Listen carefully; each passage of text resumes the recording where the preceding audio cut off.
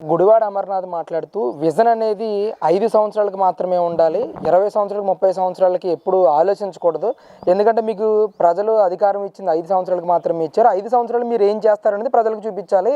అంతే తప్ప నాకు ఇప్పుడు అధికారం ఇవ్వండి 2047కి నేను విజన్ చూపిస్తానని చెప్పేసి చంద్రబాబు నాయుడు మాట్లాడుతూ ఉన్నాడు అని చెప్పి తప్పుపడుతూ ఆయన కొన్ని ఆరోపణలు చేస్తూ ఉన్నారు. గుడివాడ అమర్నాథ్ ఎలా చూస్తారు అసలు? గుడివాడ అమర్నాథ్ ఈ గుడివాడ అమర్నాథ్ ఐటీ మినిస్టర్ అయ్యాక ఒక్క ఐటీ కంపెనీ రాలా. నువ్వు 2020 అంటే బాబు గారిని అందరు నవ్వారు. 2020లో బాబు గారి మధ్యలో రాజశేఖర రెడ్డి గారు వచ్చారు, ఆపలేదు కదా. కిరణ్ కుమార్ రెడ్డి గారు వచ్చారు, ఏమన్నా ఆపారు ఆయన ప్రాజెక్టులు? ఆయన చేసేది అవుటర్ రింగ్ రోడ్డు కానీ హైదరాబాద్లో ఇన్నర్ రింగ్ రోడ్డు కానీ ఏమన్నా ఎన్లైన్మెంట్లో మార్చుకున్నారేమో కానీ ప్రాజెక్ట్ అయితే మార్చలేదండి వాళ్ళు. హైటెక్ సిటీ కానీ మరి అది రాజీవ్ గాంధీ ఎయిర్పోర్ట్ కానీ ఇవన్నీ కూడా బాబు గారు మొదలుపెట్టి అప్పుడు శంషాబాద్ మొత్తం కొనుక్కొని చేసిన తర్వాత వీళ్ళు వచ్చి ఆపలా, దాన్ని డెవలప్ చేయాలని చేసుకున్నారు. కాకపోతే రాజీవ్ గాంధీ పేరు పెట్టుకున్నారు, ఈయన ఉంటే ఇంకోళ్ళ పేరు పెట్టుకునే వాళ్ళేమో. అట్లాగే ఎవరుంటే వాళ్ళ పార్టీ తరంగా వాళ్ళ పేర్లు పెట్టుకుంటున్నారు. అది సంతోషం, జనానికి ఉపయోగపడుతుంది. పేర్లు తర్వాత సంగతి. ఇవాళ అది అంత famous Rajiv Gandhi airport, international airport. అది అలాంటిది ఒకటి రావాలని చెప్పి భోగాపురంలో ఆయన భూములు పోజేస్తే ఆయాలు మీరు ఎంత తిరణాలు చేశారే అనుకుంటే అందరూ తెలుసు వాళ్ళు భూములు ఇచ్చేటప్పుడు. ఇవాళ అది మళ్ళీ ఆయన డెవలప్ చేసి ఏదో చేస్తుంటే పీపీ అని నువ్వే చెప్పావు అప్పుడు ఆ భోగాపురానికి. అది ఇప్పుడు డెవలప్ చేస్తే అది మేం కట్టింది ఆయన కట్టలేదని చెప్పి మళ్ళీ ఆయన మీద పోతే నిన్న ఒకడు అసలు ఎవడో చించుకుంటున్నాడు ఈ దీంట్లోనే సోషల్ మీడియాలో.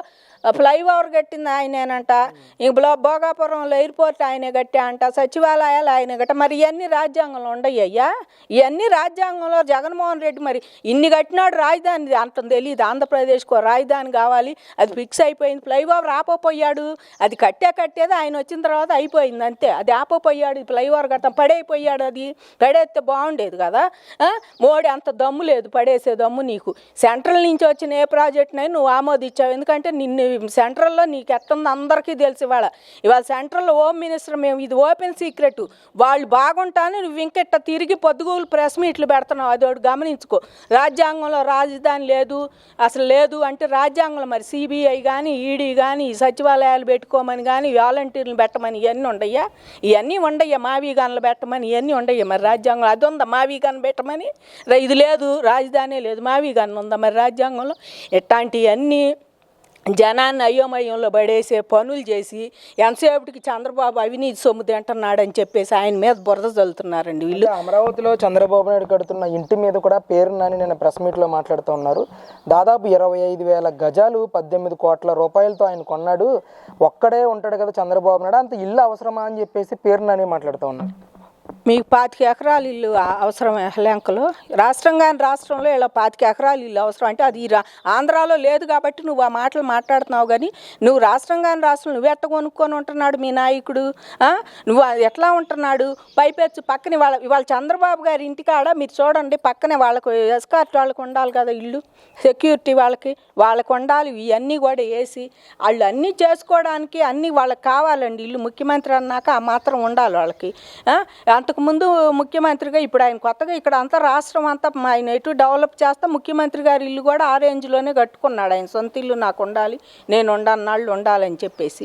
మీకేంది బాధ? ఆయన డబ్బులు పెట్టి ఆయన కొనుక్కో, ఆయన డబ్బులు ఆయన ఇల్లు ఆయన ఇష్టం, నీకేంది బాధ? పోనీ ఆయన ఎక్కడి నుంచి అన్న తీసాడు రాష్ట్రం డబ్బులు పెట్టంటే.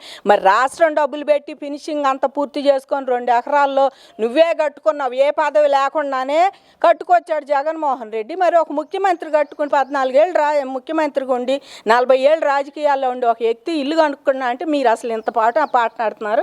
వాళ్ళకి లోటస్ పాండ్లు ఎట్ట కట్టారయ్యా? 70 గదులు పెట్టి లిఫ్ట్లు పెట్టి ఇళ్లలో ఎట్ట కట్టుకున్నారు, ఇది ఎట్ట కట్టుకున్నారు అంటే అన్నమాట అంటారని కాదు. ఇల్లు కోతి ఎందుకు పుట్టామంటే సకనాలను ఎక్కిరీయటానికి. వీళ్ళు పొద్దుగూకులు ఈ పనుల్లో పేరు నాని ఒకడు, మరి ఈ అంబటి రాంబాబు ఒకడు, ఇప్పుడు వీళ్ళందరూ ఇదే పనిలో ఉండారు, పొద్దుగూకులు తిట్టడం. ఇప్పుడు ఇంకొక ఆమెను వదిలేరు బయటికి. ఆవిడైతే అసలు ఆవిడ ఏం మాట్లాడుతుందో ఆవిడకే తెలియ. ఇట్లా ముద్రగడ పద్మనాభం లాంటి వాళ్ళు లేడంట.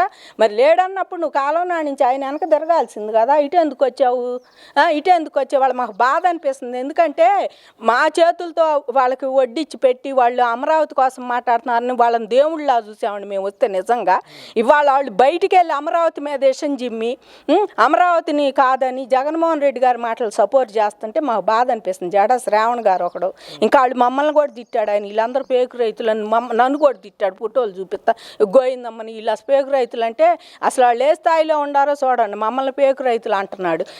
ఇలాంటి వాళ్ళు అందరూ బయటికి వెళ్ళి వాళ్ళు మంచివాళ్ళు వీళ్ళు మంచివాళ్ళు, మరి చంద్రబాబు అట చేస్తున్నాడు చంద్రబాబు ఎట చేస్తున్నాడు అంటే మాకు బాధ అనిపిస్తుంది. కాలం నాటి నుంచి మీరు అదే రూట్లో ఉంటే ఎవరు అడగరు.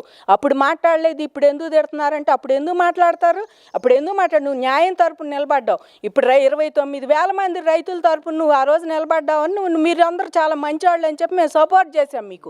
కానీ వాళ్ళు మీరు 29,000 మంది రైతులు భూములు ఇచ్చిన వాళ్ళు పోతే పోయారు, భూములు తీసుకున్న నాయకుడిని తిడితే వాళ్ళకి ఇప్పుడు మీరు అమరావతిని వద్దంటే చంద్రబాబుని కాదన్నట్టు కాదు, మా గుండెల మీద దన్నినట్టు. నిజంగా వీళ్ళు అమరావతి వద్దంటే అండి 29,000 రైతులు 1,50,000 మంది ఉంటాం మేము. ఇవాళ భూములు ఇచ్చి ఎదురు చూస్తా ఏంది ఇంకా డెవలప్ అయిద్దని మేము ఎదురు చూస్తుంటే ఇవాళ మీరు అందరూ ఇట్లా మాట్లాడుతుంటే నిజంగా మాకు ఈ గజిట్ అయిన ఆనందం కన్నా అసలు వీళ్ళ మాటలు చాలా బాధ అనిపిస్తాను. నేను మా గుండెల మీద దన్నినట్టు మా కడుపుల మీద అంటున్నారు వీళ్ళు.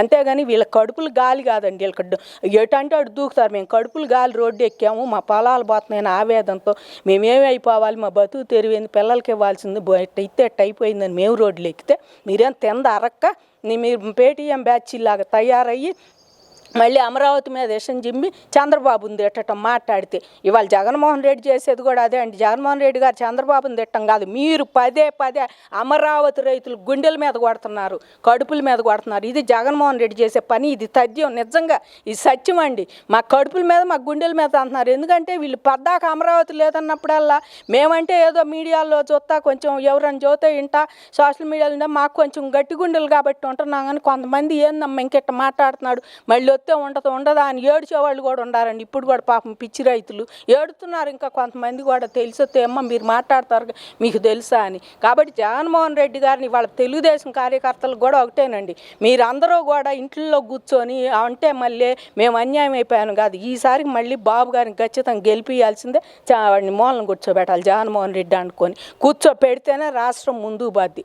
అది మన కోసం అని కాదు, మా రైతుల కోసం కాదు, మన పిల్లల భవిష్యత్తు. అది ఎవరు ఆంధ్ర మొత్తం ఇవాళ అమరావతి చెరిగిపోదు, ఎవడన్నా సరే ఆయన చదువుతాడు నేను పోతాను. ఇదే జగన్మోహన్ రెడ్డికి ఇవాళ చదువుతుంది, నీకు దమ్ము ఉంటే పో ఢిల్లీ పోయి ఏమయ్యా మోడీ నువ్వు చెప్పింది వెళ్ళదు, నువ్వు లోక్సభలోను ఈ రాజ్యసభలో నువ్వేదో చేసి పంపించాను అంటున్నావు, రాష్ట్రపతి ముద్ర అంటున్నావు, నేను వస్తే ఇది చల్లదు చూసుకొని నీకు దమ్ముంటే రిప్రజెంటేషన్ తీసిపో. మాజీ ముఖ్యమంత్రి కనుక నీకు 5 రోజులకైనా 10 రోజులకైనా నీకు ఒకటి ఇస్తాడులే అపాయింట్మెంట్, పోయి అడుగు. ఎందుకంటే ఇదివరకు 8 సార్లు పోయావు, సుయీసైన్ లేదు ఏనాడు కూడా, ఒక ప్రెస్ మీట్ లేదు, ఇప్పుడు పోయి అడుగు ఇస్తాడు. ఇచ్చిన తర్వాత యాక్షన్ కనీసం నెలకన్నా ఉంటుంది కదా, యాక్షన్ అయింది ఏమోలే పాపం అమరావతిని ఆంధ్ర నుంచి వచ్చాడు ఈ బిడ్డ కాలం నాడు బాగా పరిచయస్తుడు మనకి ముఖ్యమంత్రి అని నీకు రియాక్షన్ ఉంటుందిలే.